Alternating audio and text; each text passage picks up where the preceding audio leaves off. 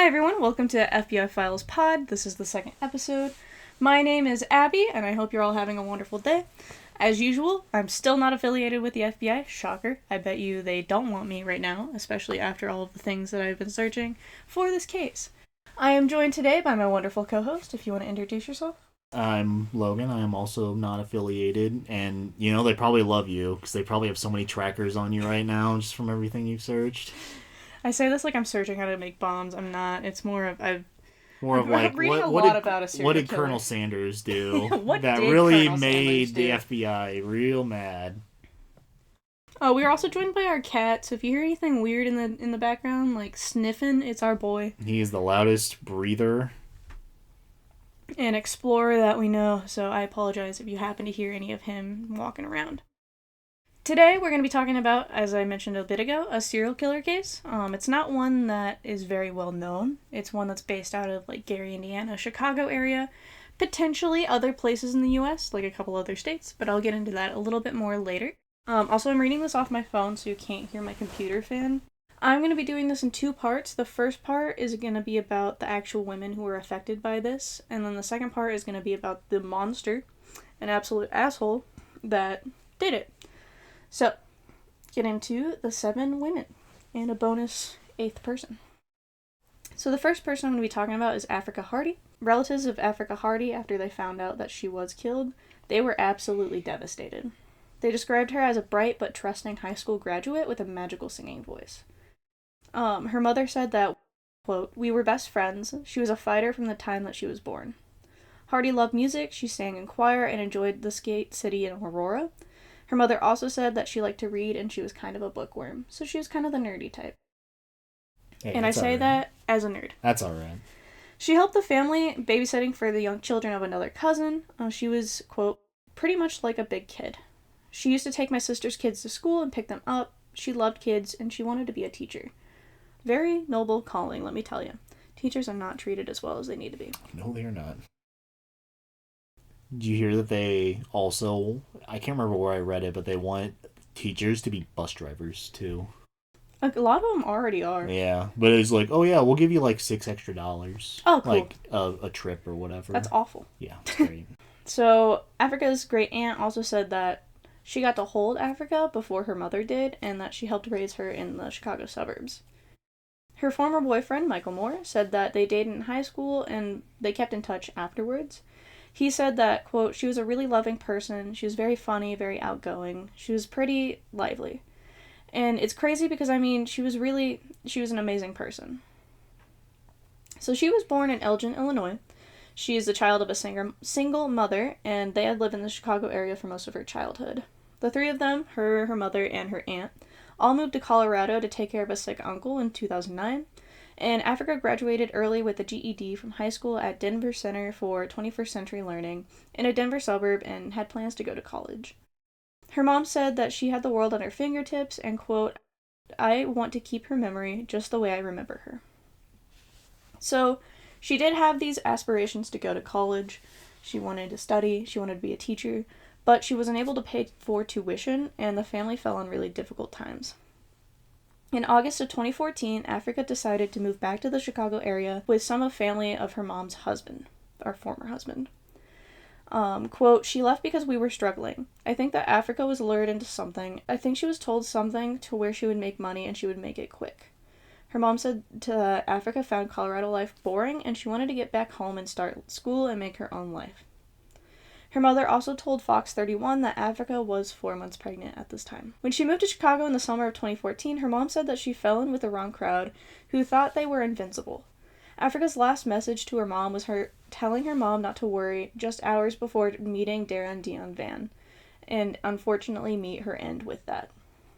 Which Darren Deon Vann is the guy who's responsible for all of this, and probably more, if you ask me. So she was scheduled to meet with Vann through a third party on Backpage.com. So this is a classified site that's often used by sex workers to connect with clients. The person that she scheduled this meeting through wished to remain anonymous, which is why I'm not going to say her name. It's in some sources. I'm going to try and leave out those sources for anonymity, just because it's not her fault that this happened. She's not the one responsible, and people need to leave her alone. So Africa's mom said that she tried to FaceTime her about an hour before this all happened. Quote, "I can't tell her I love her anymore. I can't give her hugs. I can't give her kisses." Laura says that she found out her daughter was dead through a Facebook message. Africa's cousin was contacted by Africa's coworker after they found her body, since they knew that she had cousins. So the person who was helping connect her and the client, so her and Vann, had messaged her family after she found her body. Man. Yeah, dude, the trauma for, like, other people in this case is insane. So Africa's cousin then met with investigators who asked if Africa had any tattoos, which she told them that she had a rose tattoo on the back of her hand. Side note, she also has a huge tattoo on, like, her upper chest. So, like, not funny, but it's interesting that, like, that's the tattoo that they chose to, like, identify her. But her cousin identified her in a picture of the body as her little cousin. Police said that she was, quote, involved in a prostitution ring, but her mom said that she was probably just trying to make some money, which... This is going to be a big thing. If any of these sources that you end up reading, it's all going to be like, they were prostitutes, they were escorts. It doesn't matter what their job is. They were people, first and foremost. They're people just like the rest of us. Yeah. They, construction workers sell their body just as much as sex workers do. Miners, all that, yeah. Yeah, not like age miners. No, like the miners. Underground, like Minecraft miners. Yeah, like in the mines, digging for coal, that kind of miner. But yeah, I just want to make it very, very clear. Someone's occupation does not mean that they deserve to die or that it's any less of a... They're worth less than anyone else. Everyone is a person first and foremost. She was probably just trying to make some money. Her mom blamed the booking service, Backpage.com, and said that it was the issue, but that it didn't change the grief of losing her daughter. And she also said, quote, "They are no less human, they are no less of a child, a mother or a daughter because they got involved in this," which I totally agree with when it comes to that specific quote. Vann was 43 when he met up with Africa at Motel 6 in Hammond, Indiana. After the typical time that kind of appointment would usually take, the person who worked with Africa and set up the appointment texted her phone and received a response that didn't really make sense, and it kind of seemed off-putting. That text prompted them to rush to the motel with another person for safety, so they brought along a bigger guy just to be safe in case something did happen, which unfortunately it did. Upon entering into the motel, they found her body in the bathtub with the shower running, and she was strangled. Westward reported that she was found with what appeared to be a black piece of clothing covering her arms, as well as the fabric around her neck, which sported visible red marks. This might suggest that she was strangled with something thin. That ended up being from an extension cord, which Vann would tell police that he had also had white gloves on, so he was actually pretty smart about keeping evidence. I say pretty smart, he's also really dumb. Because he's like, I wore gloves, and then he left a bunch of shit behind that, like, was just straight up evidence, which I'll get into in a second. Sounds smart to me. Yeah, it's like, he tried, but then didn't, is wild. Vann used his hands first and then moved on to the cord, which something about strangling, if any of y'all aren't like big true crime people, strangling is actually like really hard. It's not like how the movies makes it. It takes minimum 5 minutes of like constant, really tough pressure. So he probably found out that it was hard, and then he went and used a cord. Probably watched too many movies and thought it would be too easy. Which, honestly, he would kind of know at this point.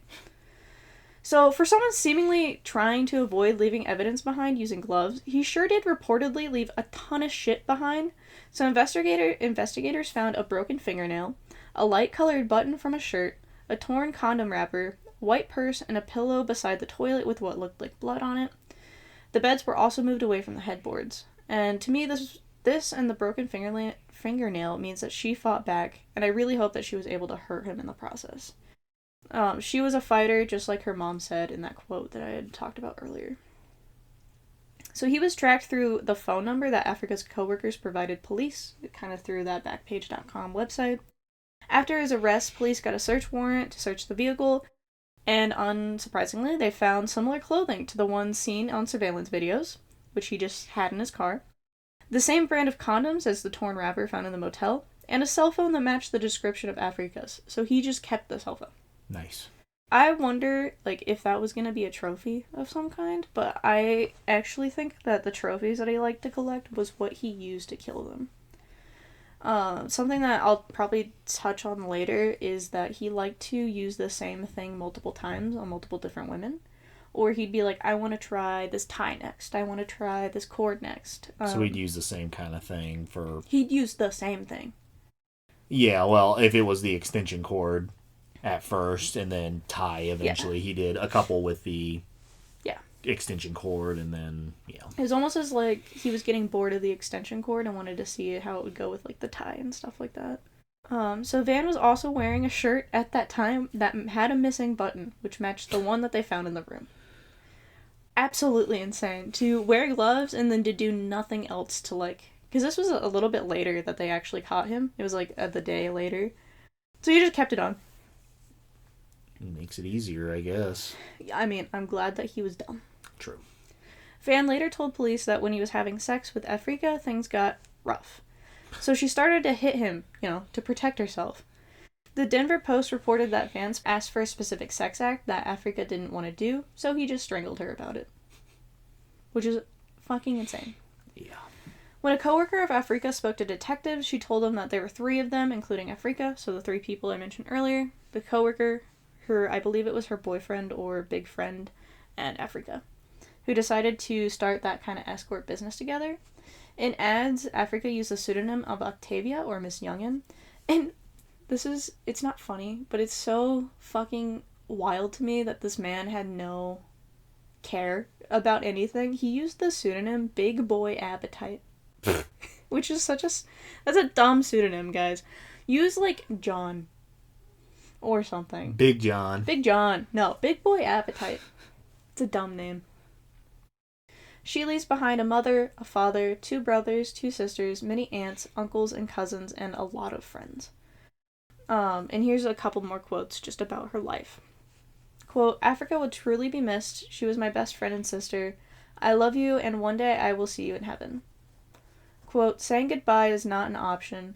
Hug all your loved ones in heaven, princess. Affy and your Moo will see you on the other side. Love you forever, Aunt Moo. Rip. And people even continue to comment on her obituary even now, the last one being of October in 2023, little over 9 years after her death. And I would like to say, may her memory thrive, and the fact that she prevented other women from meeting that monster, may that help her family grieve. The next person we're going to be talking about is Tyra Beatty. Also, another aside, I'm going to be posting pictures of all these lovely, beautiful women on my Instagram. Same name as the podcast, if you're interested in seeing what they look like, or there's going to be a couple pictures of the memorials, stuff like that, if you're interested. So this is a quote from Tiara's fiance. Quote, baby girl, it's been 6 years since you left us, but it feels like it was just yesterday. The pain is still real from the day we found out the bad news.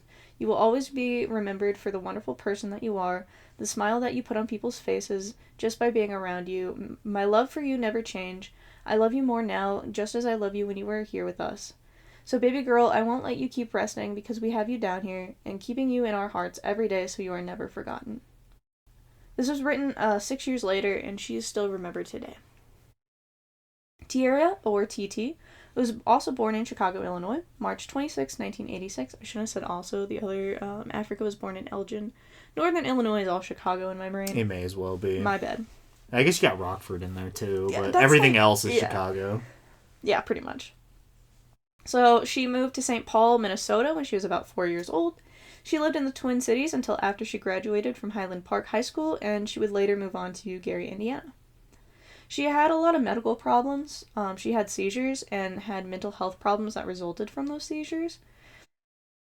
Regardless of that, she had 3 kids, 2 being adopted out to another family, and Tiara was heartbroken that her children weren't with her. One of them was. Her Facebook said that she studied massage therapy at Ivy Tech Community College as well. A little bit more background about just her run-ins with the police, which I do want to say does not mean that she deserved anything that happened to her. So, she was released from jail in November of 2013 after serving 7 months for a drug conviction, so not even anything violent. But her mother said that Tiara stopped doing drugs and was getting her life together, including attending parenting classes. So she really, really wanted to be a better parent. That's good. The third and youngest, and it was her and her fiance's son, was the, quote, love of her life, her mom said. She loved being a mom, trying to live life the best she could, even though she had struggles in life. She, at the time that she went missing, she was planning a birthday party at Chuck E. Cheese at the end of January, and her mom said she wouldn't have missed it for the world. Her mother knew something was wrong when Tiara didn't come home for her toddler's birthday party. When she left on January 18th, 2014, she told family that she was going to meet a friend outside and said, quote, "I love you, I'll be back, Mom." She then left with her friend, and that's the last time that her family ever saw her. She was 28 when she went missing. The next night, Tiara called her mother crying and sounding scared. Her mother answered and said, quote, "Baby, what's the matter, Tiara? We can talk about this when you get home, just come home." She later told reporters that it was like she was trying to tell me something, but she wouldn't tell me. Maybe the guy was with her. She also reportedly was asking to be picked up from wherever she was. Tiara's family kept calling and texting her phone but received no response. They waited a little bit to report her missing because she was known to leave home for days or for a week at a time, but as the days passed, the family became increasingly concerned. They then reported her missing to the police, but they think that the police didn't handle the case well and that the police could have saved her and other women if they just took it a little bit more seriously. Common problem in this case. The police at one point suggested that she decided to leave and start a new life, but the family didn't really buy it. She would never leave her son. That really seems to be a consistent thing. It's just, oh, yeah, they just want to run away. Like, no, they're literally just gone. Like, so often they're like, yeah, they ran away. Yeah, and it's like, no, they wouldn't do that. And it's like, there's actual reasons why they wouldn't. Like, 1, she was planning her kid's birthday party.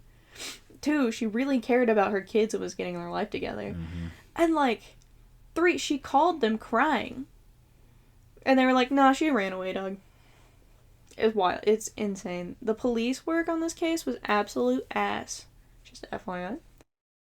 So, she would not leave her son. Her mom told the police that she was vulnerable. Quote, "She might be grown, but she has the mind like a 12-year-old. She never thought that somebody would hurt her." So, while Tiara had been a sex worker in the past, her family said that she had not been more recently. Vann told the police that he killed her because she was a police informant, but later confessed that he killed her just because he was mad and she was the first person that he ran into. Nice. Quality. Yeah. And the worst kind of person in the world. Yeah, literally. Sometime between the end of February and the beginning of March, her fiancé started hearing rumors that she was dead and her remains were in an abandoned building. So he went to the police about it and told them that, we're pretty sure that she's dead and in a building. Can you please look for him? And the police said that they didn't have the manpower to go through all the abandoned buildings. There are thousands in Gary, Indiana, and tons in Chicago. So he searched for himself. He focused on the west side of Gary until late February when the police told him to stop searching because it was unsafe. Yeah. Okay. It's wild. They're you shouldn't search for your fiancé because it's unsafe, but we're not going to search for her just because we think she just ran away. Yeah, obviously. Fucking insane. And this part is really sad, but when police identified her using dental records, it was found that she was in a building about 1.5 miles away from where she was currently living. Yeah, so she was right there. Yeah. Literally right there. When the news hit that bodies of 7 women were found and descriptions of what they looked like or what they're wearing, her mom instantly knew that she was one of them just because her clothes, a green shirt or sweatshirt, I heard it kind of reported both ways, and blue jeans matched what she was wearing when the last time her mother saw her. How long did it take for them to find her body? It was partially or fully skeletonized. He was caught in October and she went missing in the late bit of February, so months. Quite a while, and also months in the heat.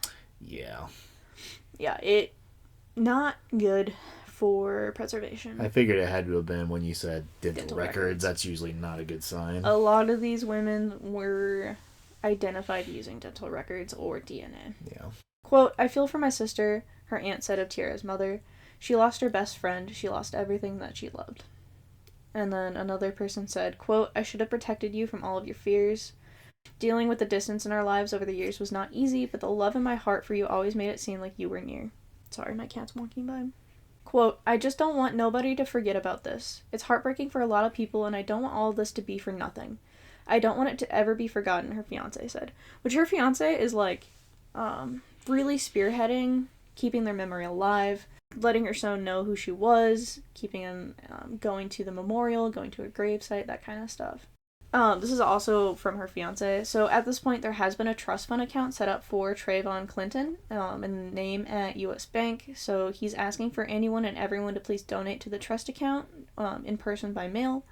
Please make all payment in care of Trevor Clinton and trust account. I'm also going to put this information in the show notes, but it's just like the address or the account numbers. So if you feel inclined to donate to the son of one of these women's, it's greatly appreciated. You can also go on to his Facebook page, and you can find it under Marvin Clinton, or reach me anytime at 219-455-8503 at any time for any questions about Trayvon Clinton, his trust fund, or his mother, Tiara Bailey. Tiara's fiance wanted to be present so they demolished a lot of these houses. Yeah, especially anymore. Gary is not. They didn't demolish a lot of the abandoned buildings. Yeah. But they demolished the 5 houses that these women were found in. Yeah. So Tiara's fiance wanted to be present when the house that her body was found in was demolished, but he just kind of found out that it was destroyed without his knowledge. Though they did leave the memorial that he put out there for her. Like, they left it alone. Well, thanks a lot, guys. I appreciate that. No, literally. Literally. I couldn't imagine just finding that out. And yeah. he was talking to them the whole time, like the board and stuff. He was talking to them the whole time about it. Like, he was in contact with them, and then they just demolished it without him knowing, basically. So, the third woman I'm going to talk about. Also, this isn't any particular order. This is just what I wrote down their names at, so I didn't, stress anyone versus the other.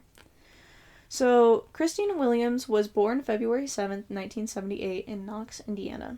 She attended Knox High School and would have graduated in 1997. She was a mother of 4 and employed according to victimsofhomicide.fandom.com. Wild that fandom.com has a lot of, true crime stuff. I feel like that's not the site. I feel like fandom has more pages than Wikipedia does sometimes. No, they just literally. have such obscure facts that they know so much about. So she also wasn't seen since February 2014. A lot of these women went missing around the same time. But the coroner stated that she was killed a year before she was found, or I think it was 10 months before she was found. There's not a lot of sources on fandom.com, so it's kind of hard to really suss out the details a little bit. So take that with a little bit of grain of salt. But regardless, her dad said that his daughter told her half-sister before she was murdered, quote, "If I ever go missing, look for me in an abandoned house." So she kind of knew what was going to happen, which I'm going to get into. Her father also said that she was afraid of Vann, and Vann told police that he knew Christine because he was her drug dealer, and that he killed her because he thought that she was avoiding him. Which is fucking insane. He just gets mad and yeah, I'll kill you about it. Or yeah, I'll just kill the first person I see about it. Yeah. Yeah, that's insane. It's beyond. It's psychopathic. Or I don't want to arm her. It's not I'm not diagnosing him with that. I'm just saying it's wild. So she did have some run-ins with the law and troubles in her life, but her father said, quote, "My daughter wasn't an angel. She's the victim. He is not." He said that his daughter was a beautiful child and a talented musician who developed a drug problem in early adulthood and became estranged from him and other relatives. She was 36 when she died. Vann told police that he had killed her over $40 of crack cocaine. He had sex with her and then strangled her, and then he left her body in the abandoned building. Williams said he learned of his daughter's death through a phone call from the Lake County coroner, and she, as I said earlier, was killed about 10 months before. Quote, "We live close to Gary. It struck me like a lightning bolt. And I asked him, I said, 'Does this have to do with that serial killer?' And he goes, 'Yes, it does.'" So, I can't imagine how that feels. To just be like, yeah, your son or daughter was a victim of a serial killer. I couldn't imagine the grief that these families have went through. I can't imagine the feelings that they went through. Especially that she knew that something was going to happen. And I believe, I didn't write it down because I couldn't super fact check. So again, take this with a grain of salt for sure. But I'm pretty sure he showed one of them the body of another victim. Oh, wow. Before killing them. Also, a couple of these ended up being killed in the same house. So they definitely would have smelled something going on, if nothing else. Yeah, especially after months in the spring and summer heat. Yeah. It's insane. The next person I'm going to be talking about is Anith Jones.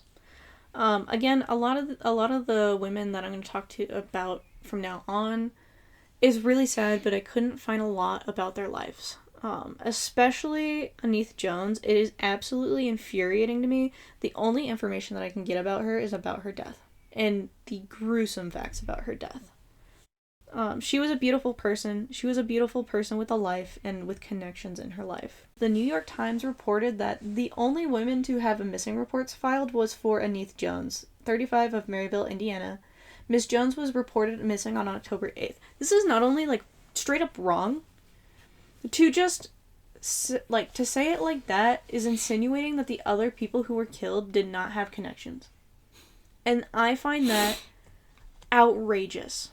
It's so infuriating that they just don't care about these women. And are just making money off of it. This is also, like I said, not only wrong, but Tiara was reported missing. I couldn't find any other sources that said she was reported, or Anith Jones was reported. It just means that her death, and especially her life, were severely underreported. So I am going to go into the details of her death. It's going to be pretty gruesome, because it is, like, straight from the word of mouth. It is from the word of mouth from the guy who did it, so... Could be making something up. It could be, definitely. But it definitely reads as what actually happened. Especially if it follows the way he killed everyone else. So Vann allegedly said that he killed Anith for a friend of a friend, which we don't know who that friend of a friend is. We've never figured it out. We've never cared to try. We just ignored it. Or I say we as in, like, I'm a part of the police. The CPD and the Indiana Police Department just were like, weird. So Vann allegedly killed her for a friend of a friend. He was paid $300 and drugs worth up to $200. So this was literally a paid hit. Oh, our cat. So, according to him, this was a paid hit, and the police didn't bother to find anything about who Not only was it a paid hit, it was a paid hit for $500. Yeah. And the police were like, weird. Yeah. No way.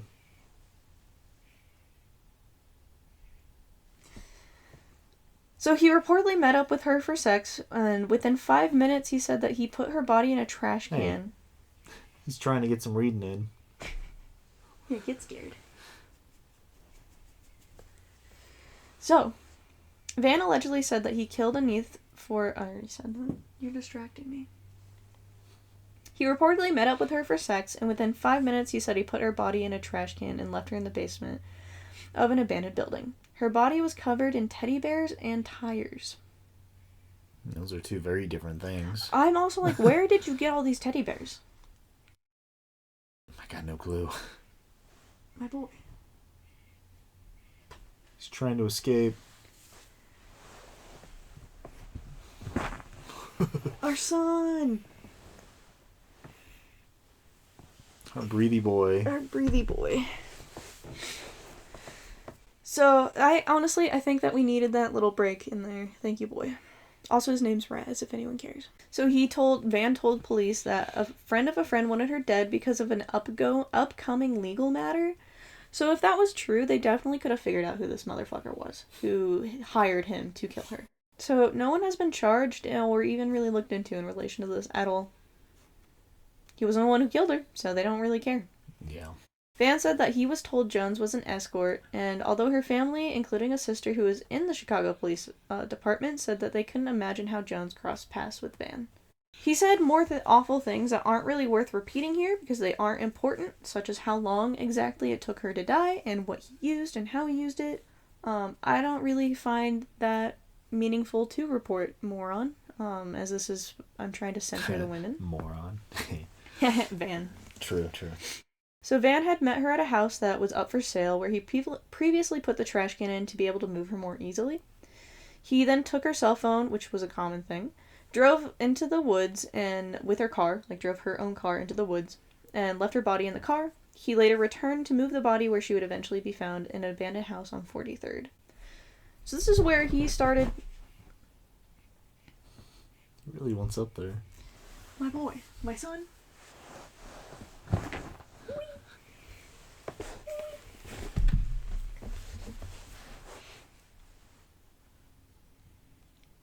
So, this is where it gets kind of interesting to me, because this is kind of connected to a larger case called the Chicago Strangler case, where one of the questions did the person move them? Did the person kill them in the place? And this on itself shows that he did move a lot of the women, or at least he moved some of the women from where they were killed to where they were found. That means, like, depending on what time, depending on who he's around, people might have saw her body maybe in the car.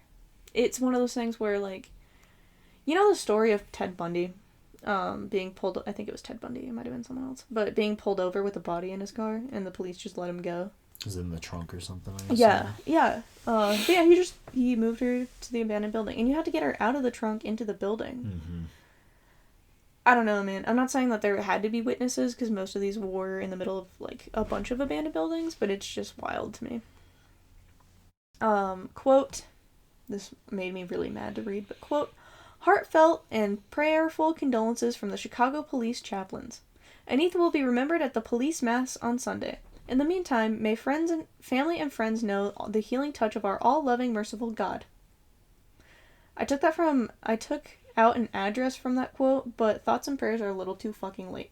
Yeah. The police department, which we'll learn more about in a second, did fucking nothing to protect these women. They knew that this predator was out there. They knew at the very least a predator was out there and did nothing to stop them. And then this was another quote that I found on her obituary. Quote, I would like to say I am so sorry for your loss. She was such a beautiful person inside and out. No words can heal the pain you feel when you lose a loved one. I miss her so much, and I also loved her. Moving on to the next woman, Sonia Billingsley. Quote, to my niece Sonia from your aunt and uncle, we love and miss you. I sadly regret the passing of our friend and patron, Sonia Billingsley, such a beautiful lady who laughed, danced, and enjoyed life. We miss you. That scared me a little. I think we scared him a little. Sonia was born on June 27th, 1961 in Gary, Indiana. She graduated from Emerson High School. She was a member of Prayer House of Faith Church. She had 5 daughters that she loved, 2 sisters, and 3 brothers. She had a huge family. I was about to say, 5. Man, I have no siblings. I can't imagine 5. No, most of these women had kids. Mm-hmm. And none of these women were isolated. They were all very well connected. I'm pretty sure they were all reported. Contrary to what, New York Times had said. She was reported missing on February 7th, 2014 by her daughter, another one who went missing in February. Most of these women went missing in February. Yeah, I'm about to say that's been pretty consistent. February, was that 2014? Yeah. Most of these women went missing February 2014. I say most. I would say like half, actually. But still, for 7 people, for 4 of them to be all missing in the same month is... There's like no cooling off period. Yeah, exactly. For this man. This is what leads me to believe I do not think this is only 7 victims. I really don't. But she was reported missing February 2014 by her daughter. She was 57 at the time. Another thing that's really interesting is he didn't stick to a victim type. He didn't stick to an age. Age range, yeah, 57's compared to the rest of them. Even, 37 is the last one? That's a pretty big age gap. The last woman that he murdered was like 19. Yeah. That is a huge... Yeah, 19 to 57, that's a huge... That is a ridiculously large age gap. Don't serial killers normally tend to stick to the same looks, the same height, weight, whatever, age range, all that. At the very least, they usually stay in the same race as whatever their victim type is, and usually the same age. Yeah. And gender. Those are usually the 3 biggies. That and it's always it always seems to be, unfortunately, women too, because they just think they can overpower them easier. I think those also get sensationalized way more, and it just happens way more because there are more straight people than gay people. But there are plenty of gay serial killers. There's plenty of queer serial killers, straight serial killers. It's one of those things where everyone has the potential to be a victim and everyone has the potential to be a perpetrator. Does it make them harder to catch if they go kind of wildly out of their... Yes. Yeah. When there's not that... the defining trait or whatever. Yeah, when there's not that pattern, when there's not that, MO, modus operandi. I'm so smart. When there's not an MO that's really easily tracked, it's super hard to catch them. So a lot of these women, a lot of these families, like, I don't want to say lucky, but it was a good thing that Vann actually led the police to the bodies, because if he hadn't, obviously, with the lack of any other victims, they wouldn't have found them, most likely. So at the very least, I'm glad that they got a little bit of closure when it came to that. Sonia didn't drive, has never been missing like that before. Quote, everybody is worried. We have family near and far calling. This is not something that she would do. Sonia was taking care and living with her mother at that time. Her sister said that she was last seen leaving a relative's house not far from the buildings where some of the victims were found. One of her relatives believed one of the people who took a flyer not far from where she disappeared was Darren Deon Vann. Also, extremely common for them to insert themselves into an investigation, help search for the women, maybe take, like he did, flyers from that situation. Sometimes if there's, like, one of those, they put up ribbons in remembrance. Do you think he was trying to take them for that, or that he was just trying to, like, keep, like, a trophy, or, like... I think it's a trophy. Or like, oh, if I take them down, people won't notice, or whatever. It just said that he took a flyer. Okay. So I also don't think that I think that he would like that, to see them. That he has done something that people don't like. Because he is a messed up motherfucker. I think it was just he wanted to feel that kind of power. She was also identified by DNA.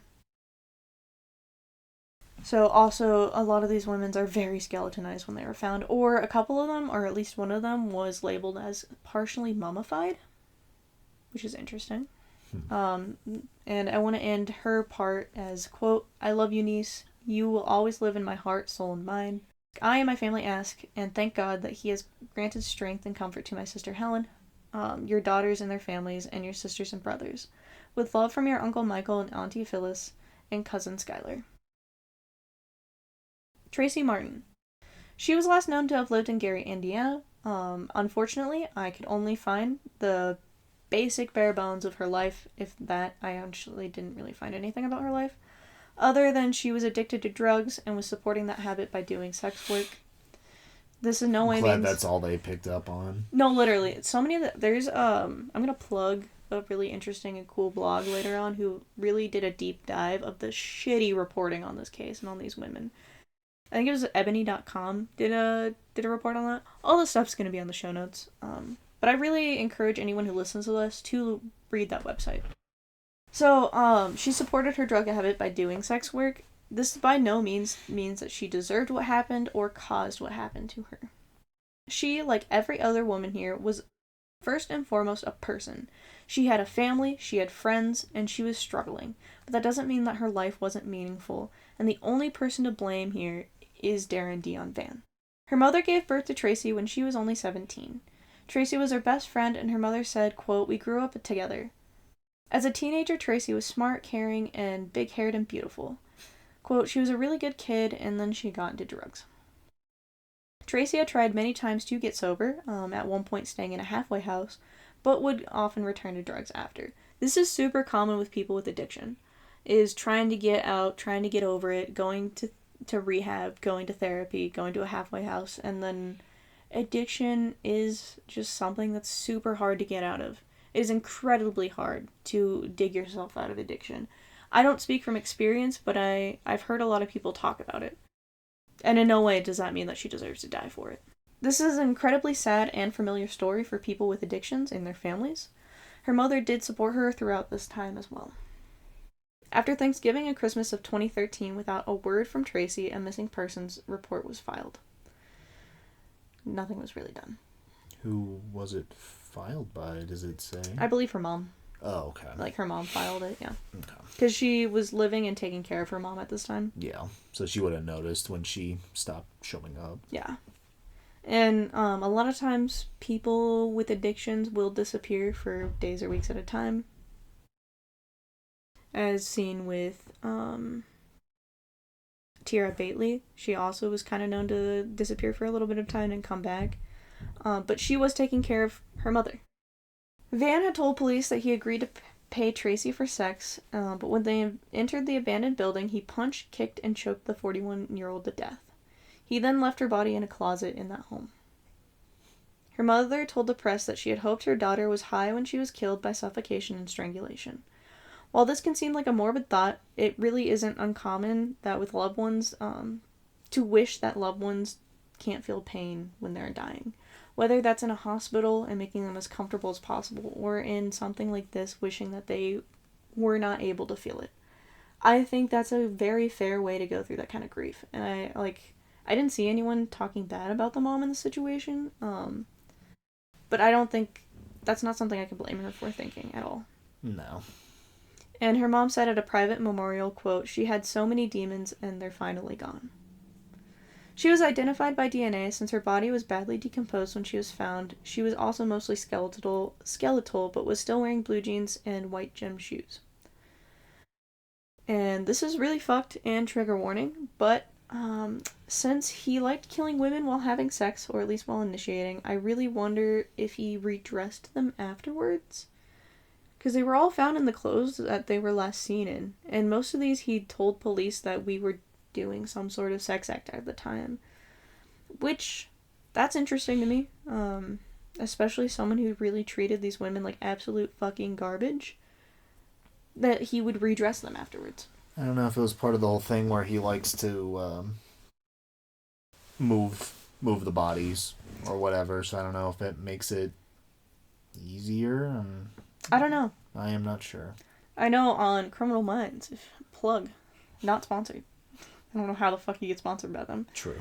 But a lot of people will say, or like a lot of crime shows will say, well, he redressed them, that's a sign of remorse. He had no fucking remorse. He did not care about what he did.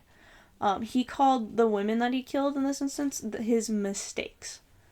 Fucked. And it's not you don't accidentally mistakenly kill someone. Especially like when you strangle them. Yeah. Like you can't accidentally strangle someone to death. Yeah.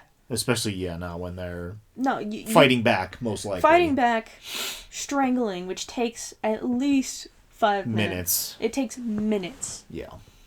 Of constant pressure. Tracy's mom had a feeling that it was her daughter long before it was confirmed by DNA, but the official report both eased her mind and broke her heart. Grief is incredibly hard for families of these women and anyone murdered, but I can't imagine the type of brokenheartedness of a missing person. I'm really glad that these families, at the very least, don't have to wonder where their family members are. Yeah, I've always heard, I've never experienced anything like it, but I've always heard that it's better to know what happened than to be, even if you can suspect, even if it's after years and you probably figure they are gone, it's always better to know. Mm-hmm. Just so that way you can finally start the grieving process. Exactly. So, quote, "I always had a little thread of hope that she would turn her life around, but it's gone now."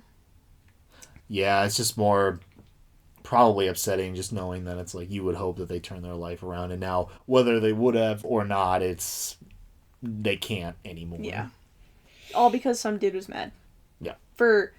We found out later that he's mad, apparently, he was wrongfully put in jail for assaulting a woman and attempting to murder her. Wow. Oh, seven more times. Really, yep, that was a wrong move. Oh my god, dude. Sneak peek at the next episode. The Texas correctional officers labeled him as low risk.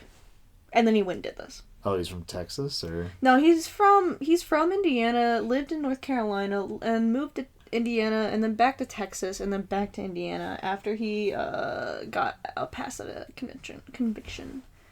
He was a labeled sex offender, but they didn't find it necessary to tell the police department in Indiana that he was coming to move there because he was low risk. When he was in fucking prison for picking up a sex worker, assaulting her, and then attempting to kill her. But he's low risk. I'll say, that doesn't sound familiar at all to anything that he has done. Yeah. Oh, and also tried to kill her with an extension cord. No, oh man, that's colder. Yeah, no, it literally, he went to jail for the thing that he eventually would do. Yeah, for almost attempted murder, doing the exact same thing that he eventually succeeded in multiple times. Yeah. This could have been stopped. If the police department and the correctional department actually gave a shit about people, this could have been stopped way before this. I won't say that he didn't, because I still think that he killed people before this, personally. I'm not going to say that on, the record. But I personally believe that these weren't the first. Not when it seems like he did it so often. Yeah, especially in the 4 of them in the 1 month period is insane. Yeah. No, it's an insane frequency. There's like no cooling off period. Another really sad thing about Tracy's mom was this is not the first child that she had die. Her son Tyler died of cancer in 1998 at age 5. And when Tonya was found, his 22nd birthday, or what would have been his 22nd birthday, was like right around the corner. Which is devastating. I couldn't imagine. And about Vann, she said that, quote, he's a monster without a soul. No one deserves to be killed by such a monster, not even my daughter. No, literally no one. No one deserves it. No one deserves to go through that. No. And then another person on one of her obituaries said, quote, I did not get to know you nearly as I would have liked, but I'm glad to have the time that I did. I love you, Mom. R.I.P. So this was from Tracy's son. She did have a son, and he was just starting to connect with his mother. They had their first meeting recently, and after that, he decided to reach out again to arrange another get-together. He was raised by his grandparents for a while, like, I think it was since he was 9, that he was raised by his grandparents, but he just started connecting with her. They just started building the relationship. But him, he looks like he was in the military. He looks like he's Secret Service. Yeah, D.B. Cooper. Yeah, no way. Yeah, dude, no, don't worry. He's with the Zodiac because D.B. Cooper, in my opinion, he's the fucking... They look the goddamn same. The sketch for him and the sketch for the Zodiac, same person. And it's Ted Cruz.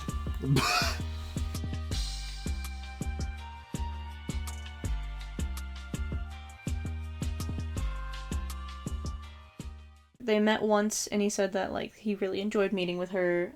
He was excited to meet with her again. He reached out again to arrange that get-together, and she told him that she would be in touch, but he never heard from her again. Yeah. Also, I don't have the exact quote in here, but he was like, I thought she really just kind of left me again. Like, I thought she was duping me. That must be, I don't want to say easy to assume with already not being there. Yeah. But he thought that she was playing him again. Yeah. And he was like, now knowing what happened, like... I was about to say, that must have been really tough for him for a long time until he Yeah. figured out what happened, because, yeah, just thinking that you're finally getting that connection again, and then... And it was the same... It was a joke or whatever. Yeah, and then she was just gone. Her aunt had said that she very much touched our lives, and her son, whose father also died the year before from an overdose, said that, quote, I was thankful to have one last conversation with her. It's painful to know that I won't have another chance.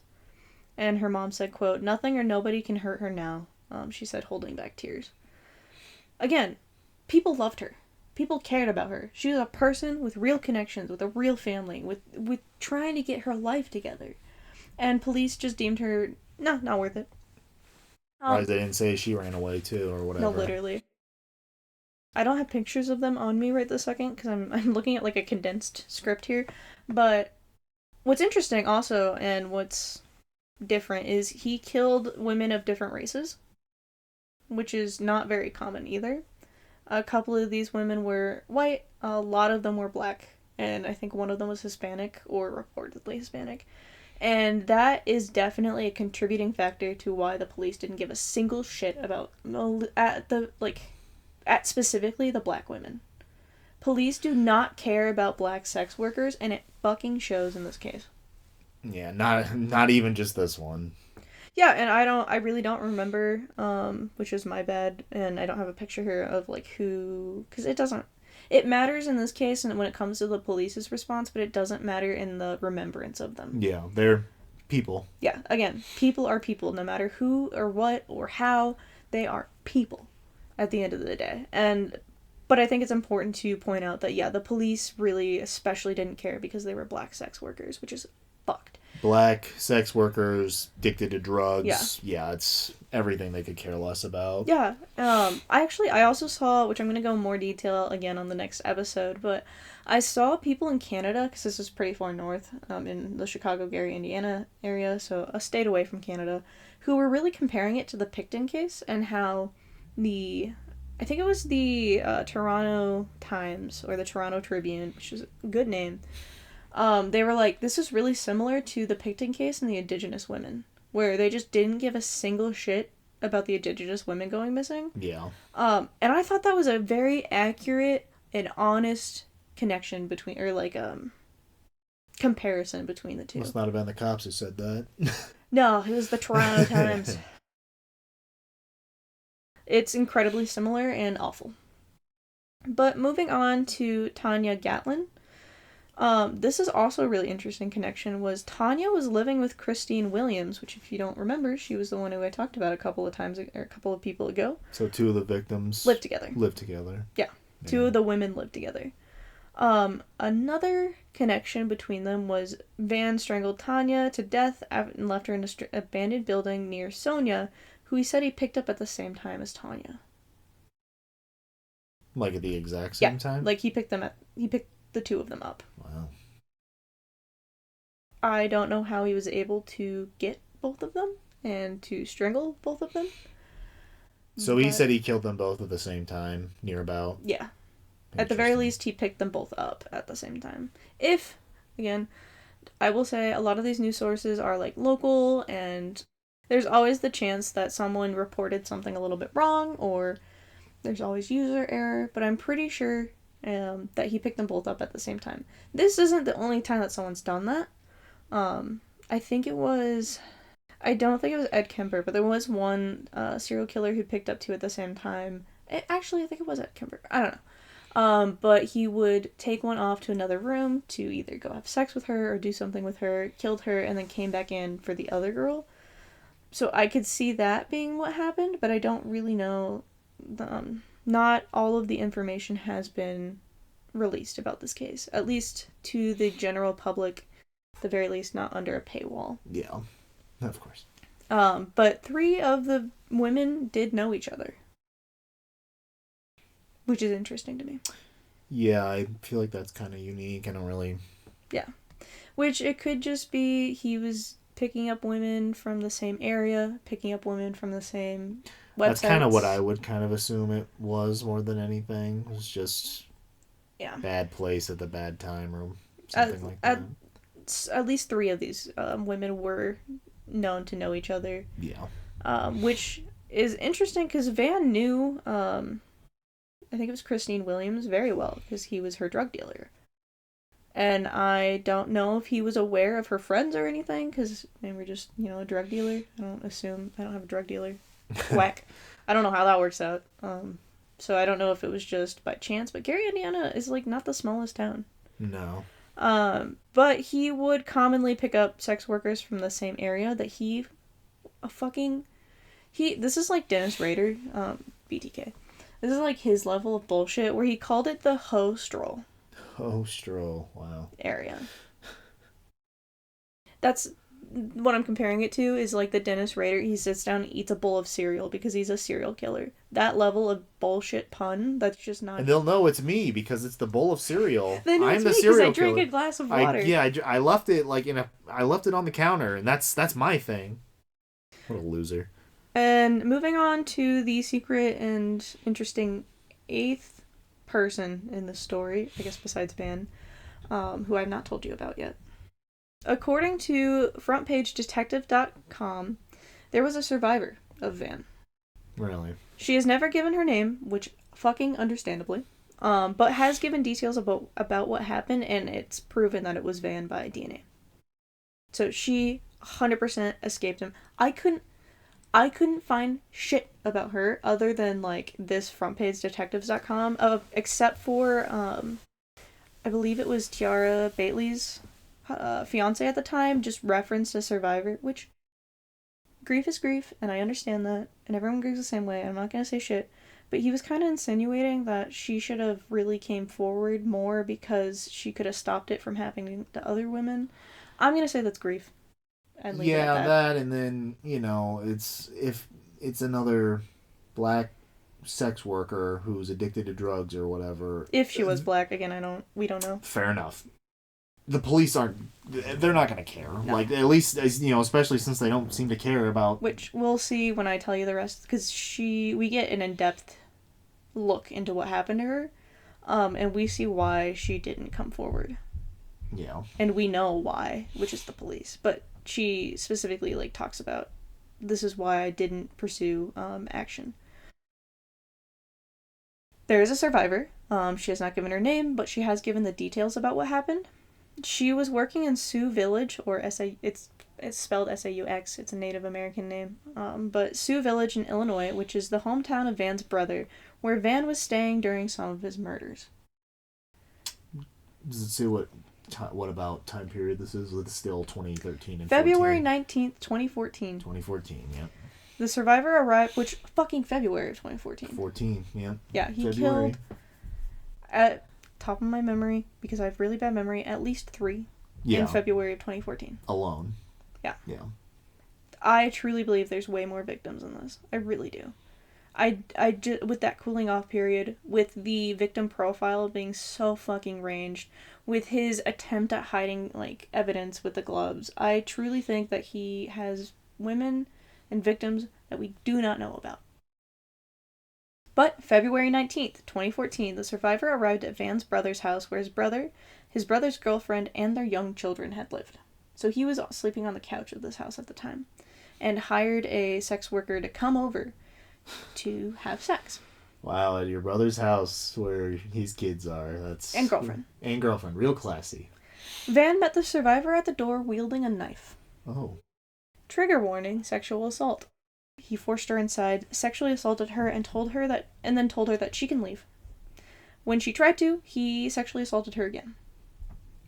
The second time that she tried to leave, he assaulted her a third time. Vann held her for 2 hours before gagging her to prevent her from screaming. I don't know how people didn't hear this. Well, maybe we can hope they weren't home, maybe. Yeah. So Vann then gagged her to prevent her from screaming. He kidnapped her into his vehicle. It says a vehicle, but his vehicle. Covered her with a coat and then drove across state lines to Gary, Indiana. So yeah, he was definitely gonna go and kill her and dump her in one of the abandoned places probably there. He liked to put women where he put other women a lot of the time. He liked to, we find out, again in the next episode, we find out that he revisited a lot of the women. That also seems to be a pretty common thing, right? Going back to the scene of the crime or something like that. He would, a lot of the times visit the women after committing another murder just to check in and make sure the bodies were still there, kind of thing. Nice. I didn't say that he did anything with the bodies afterwards, but most of them were skeletonized, so I'm not sure how easily you could tell. Yeah. He covered her with a coat and drove across state lines, which I think is interesting too, the state lines thing. Yeah. The survivor freed herself from the gag and then began to scream. This was this inside the car? Yes. Okay. They're still in the vehicle. They're driving through Gary, Indiana, towards, most likely, one of those abandoned buildings. And this is one of the few times where I am kind of glad that everyone owns a gun in America, apparently, because 2 bystanders, which, God bless them, 2 bystanders saw what was happening and heard her screaming, shot into the air, like a warning shot, and Vann jumped out of his car and just ran. He just left. He was like, all right. I mean, I'm glad he did, but I was like, I feel like if that was happening, you just floor it. Yeah. Not bail out. Yeah, bail out and then... Yeah. Yeah. No, he just like, oh, well, gotta go. Well, I hope that wasn't his car, because, it has his license plate and his registration. Probably and his fingerprints. Fingerprints everywhere. This is where the police could have stopped it. If not before this with the Texas correctional officers, this is where they could have stopped it. So the survivor actually did start the process of reporting what happened to her, and that in itself, reporting, especially, she went through evidence collection at a hospital. I assume at a hospital, because that's where you do that. That is extremely traumatizing. That is re-traumatizing, because the graphic doctor or specialized nurse takes DNA from the survivor's body. So if which he did, assault her, they would have to take that DNA from inside of her. Inside, yeah. Which is taking away even more autonomy after she was already brutally and repeatedly assaulted. And she went through that and wanted to report and was going through the process of reporting. But like many other survivors and a very common tale in policing, the police officer who took her statement made her very uncomfortable, and so she didn't pursue filing any charges. And this DNA was ultimately used to convict Vann of attempted murder and of assault. So I understand, at least a little bit, she didn't pursue, but they knew that this man, and they had proof that this man was fucking dangerous. If someone kidnaps someone, you should, even if the person doesn't press charges, you should have that DNA on fucking file. Yeah. Immediately. Yeah, usually it seems like if they try to do something, it's not once. Like, Especially, even if they fail, they'll just wait and maybe let the heat die down a little bit and then try it again. Especially when it's one, kidnapping. A literal taking someone to a second location. Never go to a second location. That's like number one scary shit.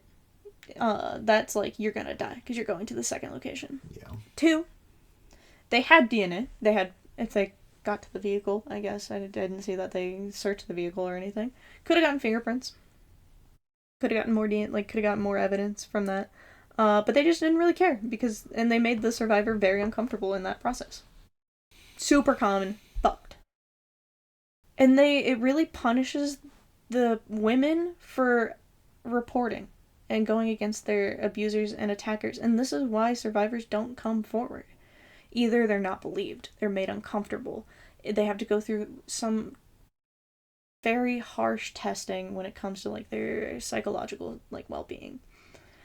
They have to, trial itself is so hard to prove that someone was assaulted, even with DNA evidence. People don't believe that. And I wouldn't be surprised if she did go to the police and like pursued those charges with the police, which she did go. But if she pursued those charges, I can't say that she would have like won the case because one, they don't test DNA kits.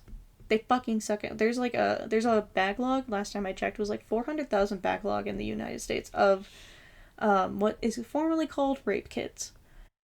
I call them evidence collection kits because that's the correct term that we use now. And they just don't care, and they're especially like, well, she didn't like pursue charges, so they could have prevented more. It's know that those who assault women, especially someone who assaults a woman multiple times by knife point, especially a stranger who assaults women by knife point before kidnapping them, are dangerous than more than just that one survivor. He is known to be dangerous. They know there's a person in that area who's fucking dangerous. They saw 7 women, at the very least, like 3 or 4 of them missing within the same month, and did not care. With the same occupation, with the same kind of drug addiction. There's so many patterns here that they just ignored. Which is fucked. They ran away. Yeah, ran away. And again, the Texas police labeled this person as fucking low risk. Or this monster of a man, low risk. This could have been prevented a long fucking time ago. It makes me so mad that they just didn't. Because they don't care. The police do not care. The police are not their friends. The police do not protect people. It's insane. But I really think that it's really important to keep these women centered when we're talking about this. To keep Christine Williams and Tierra Bately and Africa Hardy and Tracy Martin, Sonia Billingsley, Aneth Jones. I'm making sure I say all of them. Mm-hmm. The survivor herself. There's also another survivor of him that we'll talk more about in the next episode. I mentioned that he assaulted someone and strangled her with an extension cord, and she lived, which is good. She actually got him in jail for quite a while. He was in jail from 2009 to 2013. Low Risk came out next. Yeah, Low Risk came out within the next year and killed at least 7. Yeah, he got out in 2013 and killed by October 2014. I don't remember what month because I don't have it written down of what month he got released in, but he immediately moved to Indiana and started killing. And this is why they say that Texas did do like an investigation. It's the police. They don't fucking care. They have demolished most of the houses that these women were found in, if not all of them, and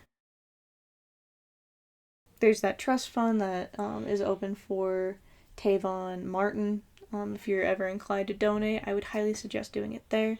But I really want to encourage everyone to look at.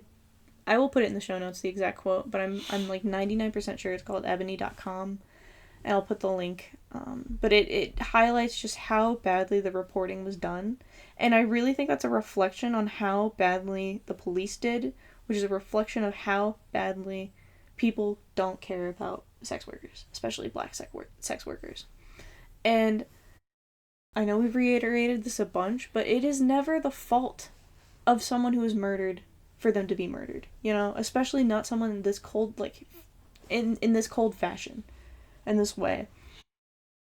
So this is kind of a part of what's called the Chicago 51, or the Chicago Strangler case. I don't know if he's connected directly to those 51 specific people, but I would not be surprised if we found out that he was. But the interesting thing with that is those murders were going on long before 2013. So they weren't just him. If he was, I was about to say, because if he said he was in jail for a couple years before then, and then Texas before then, it'd be interesting to see if it correlated with his time being in jail. Yeah. One thing I'm going to do for the next episode, which please stay tuned, is going to be going over the map of all 51 and kind of putting it over where, spoiler alert, they had the phone records of where Vann went after he killed Africa Hardy. He was known to go back to his other victims after killing someone, and he went back to 3 specific, counties, 3 specific suburbs in Chicago, and spent time in each one. And the police said that they searched those houses, but there's, thousands, and they're like, yeah, we searched, 30. Yeah. That's it. That's all we care about. They used cadaver dogs, but I don't think that's enough. No. I really don't. To wrap it up, these women were people. These women had families. These women had lives. Most of them had kids. They were mothers, they were sisters, they were daughters, they were fiancés or wives. They weren't nobodies. Yeah. They were 100% fucking somebody. I'd say no one's nobody. Yeah. And I really want, if nothing else to take away from that, I'm going to be posting pictures of these women's every little bit on Instagram if you're interested. But yeah, so that was the first part. I'm not sure how many parts this is going to end up being, of the women who unfortunately met the monster of Darren Deon Vann. The next episode, we are going to be talking more in depth about Darren Deon Vann and what his backstory is. I'm going to try and find anything that I can about his childhood, all of that kind of stuff, but we cannot forget the women who were lost during this. They've said that they plan on putting a memorial up where all of those houses were demolished at, but I didn't see anything that, confirmed that they did that. Plus, I mean, all I've heard about Gary, Indiana lately is just it is really gone downhill, so it wouldn't surprise me if we never got around to it. Yeah. And that is the episode for today. Thank you for joining us for FBI Files Pod. Check out our Instagram at FBI Files Pod. We also have a TikTok at FBI Files Pod.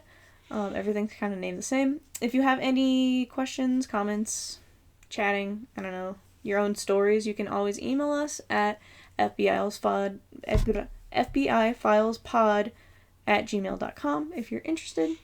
I hope you have finished your wonderful cup of detective coffee and have a wonderful, wonderful night. See ya, agents, unless you want to say something. Thanks for joining us. We hope you'll be there for the next one. See ya, agents.